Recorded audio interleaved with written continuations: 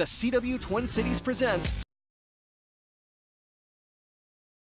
Hey everybody, John Foss, CW Twin Cities, and I'm very excited because we're talking about the new film Midnight Sun. We have two of the stars here and the director. We have Bella Thorne, Patrick Schwarzenegger, and Scott Speer. Thank you guys so much for being here. First of all, love the film. I went into the film not knowing anything. I thought maybe this is gonna be like a teen romance film, but it's not at all. It's something that everybody can go to and enjoy because there's some real life situations here that I think everybody can relate to that's gone through any struggles in their life, or definitely the romance part of it too. There's a lot there. Tell us a little bit, Scott, about the film and what people will see. Well, the movie's about Katie Price, played by Bella Thorne, who has a fatal allergy to sunlight, so she can't go out into the sun. And she meets Charlie Reed, played by Patrick, at night, and they have this whirlwind romance at night. But the movie's really about living your dreams. You know, the movie's about, chasing that dream, no matter what, and living really, life to the fullest extent, for sure. Yeah, absolutely. And Bella, you have the disease in the film XP. How did you get ready for this role? Did you meet with somebody that had that? Did you just research it? What did you do to get ready for that role? Meetings are a little bit more on the difficult side to schedule, but unfortunately there's just not a lot online about this disease, which is one of the reasons why I really wanted to do the movie, to bring more awareness to XP. But basically I looked up YouTube videos and just watched some of people with XP talking about how they live their lives, how they feel.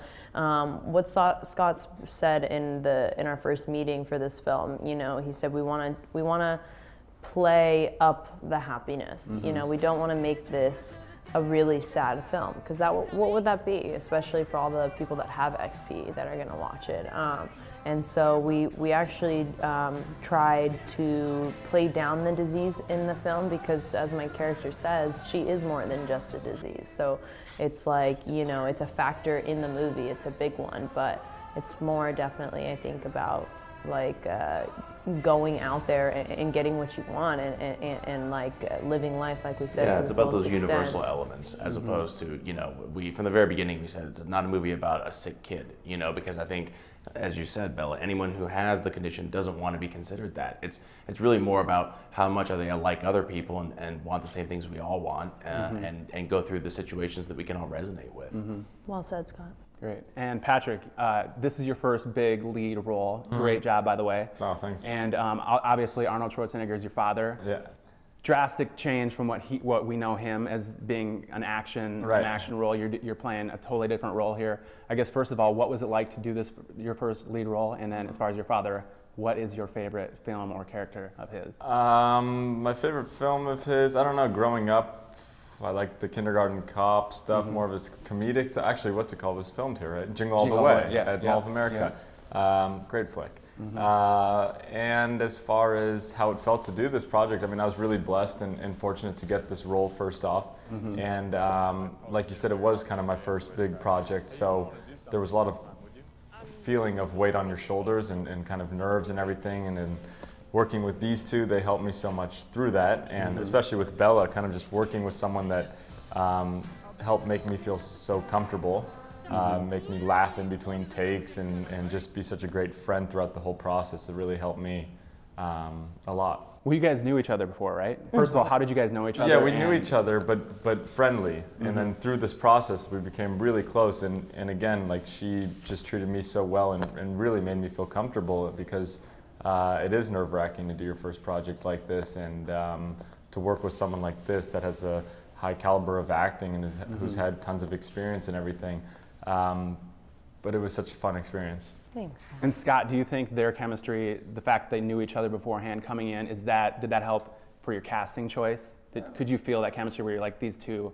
Yeah, I mean, I certainly actually didn't know. I didn't know how well they knew each other going in, but it was really less about that and more just about, as you're saying, how much that they had that easy chemistry that just sort of worked. I think whenever you tell a love story, I think it's that key element. That audiences, they just know. On an internal level, they know. Do those two people really did they really fit? Did they really come together? And so we got incredibly lucky, you know, with Bella and Pat. Yeah. Chemistry is a real thing, you know. It's either like you kind of mesh or you don't. I mean, it's like in real life, and we're very fortunate to have the chemistry read was really had a lot of fun together. Yeah, there was actually the chemistry read was sort of, you know, because you break when we had Bella and then Pat had a great audition and we brought him back for the chemistry read, and that was that's really when I feel like the producers and I kind of looked at each other and knew we had the beginning of something. You know, was just cool. The way that they were able to interact with each other. And actually, I went to the film with my wife. I was asking her if she had any good question ideas or just comments, and she did point out one that kind of is making me a little concerned. She said that you did a good job of capturing the joy, innocence, and hope of the first love. I'm not her first love, so I'm a little concerned that that stuff seemed to have faded now.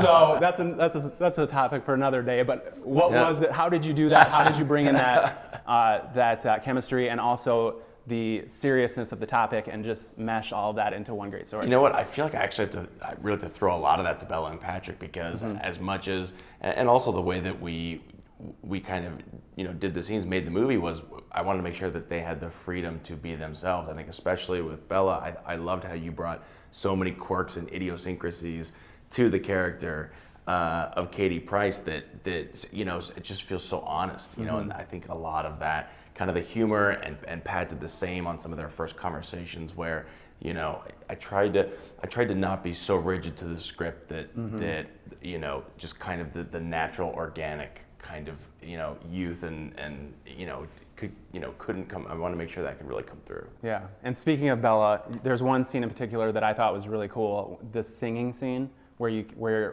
Patrick has you sing the song in front of a group of people gather, and it's kind of the turning point because you're kind of your dream is being realized, and it's just a great moment in the film. Number one, I know that you are a great singer. Did you sing? Were you actually singing in the film? Well, thank you, but I actually thought I was really terrible going into singing in this film. It's a true story. And originally there was one in the movie, one song that I sang, and then, you know, I kept telling Scott before we got in that session, like, oh my goodness, no, you don't understand. I'm awful. Like, this is just gonna sound so terrible. And then I got in there and Scott was like, you're a straight liar. You can sing. So then he gave me like 6 other songs. We then recorded 100 songs. No, we did, but then all that music, everything you hear in the music is Bella. Everything in the movie is Bella, of course. And That's impressive. When she did that one song, it was so good. We just said, here's a bunch more songs. And we learned some guitar. Yeah, we learned guitar. Yeah, it's all her. Did you actually shoot it on your iPhone? Yeah, but I think so. Come on, that's a YouTube. No, we did, but the shot in the film is kind of from both sides. It doesn't actually show it through the film and through the iPhone until I guess the end when I upload it. Yeah, I think so. Yeah. Very cool. And one other interesting choice that I thought was really interesting in the film is Rob Riggle is playing your dad. We see him and think of him as a comedian. He's taken on a serious role here. What was it like to work with him, and what do you guys think of the way he could cross over right there? So great. Amazing. You guys should talk about Rob. I literally love Rob Riggle so much. He is, you know, you meet him and he's just so funny. That, of course, coming from comedy myself, I understand that people are like, if you're funny, you can't be sad. Those two things don't work, but they completely do. And watching him take so many levels and turns and adding so much depth to his character. 2 of my favorite scenes in the movie are both of him. He is just, I'm so excited for people to see a different look at what he can do. Because he really shows up. He's so needed in the movie. And Patrick has that hilarious scene. Patrick has the hardest scene with Rob Riggle. Yeah. Which is try not to laugh. The classic awkward meet your girlfriend's dad scene where I literally couldn't stop laughing because Rob is so funny. And we did a kind of improv where he was just throwing the quickest and funniest stuff at me that I couldn't take him serious. Like you said, you kind of just know him as this comedic role, so to take him serious was just tough. But another thing that was cool, and Scott can tell you, was like he really wanted to play this role, and he auditioned for it, put himself on tape. Put himself on tape for the role. Rob Riggle putting himself on tape for this role. You know, it's like. Had you worked with him before? No, Or I never you worked guys? with him. I hadn't. We were prepping the movie in Vancouver, and I got this tape, which Rob read for the part, put himself on tape, which Rob doesn't have to do. He's Rob Riggle, but he just came in. He said, "I want to play Jack Price. I want to play this very dramatic role." He did a scene on tape where he was crying, and he came in and just owned the part, just claimed the part. And I feel like he brought that to every scene, whether it was a comedy scene, whether it was a drama scene.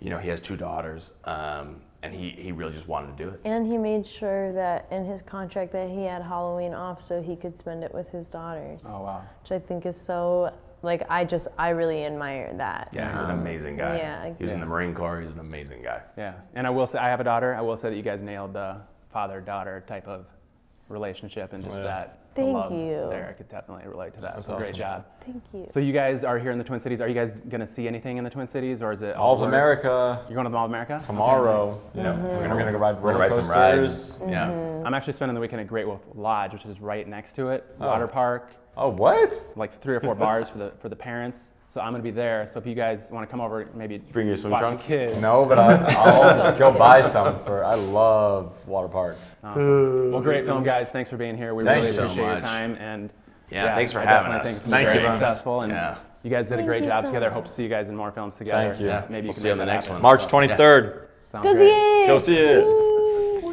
it. Awesome. Thanks, guys. Thank you so much.